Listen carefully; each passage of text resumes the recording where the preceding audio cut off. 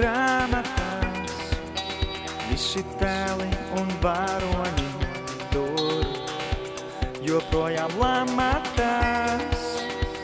Tie kārpās, bet necīnās, vēl mazliet jāpaciešās, vēl par tiem jālūdzas. Aicinu apstāties un nebaidīties kaut tajos mirkļos, pie sevis izārdīties un neļaut sevi ieskalot elles upē. Nevārtīties smaržo visās krāsās, varbūt svārstās, bet tas viss ir štruns. Mīlu, dzīvo, ja nē, tad palieci dumšs.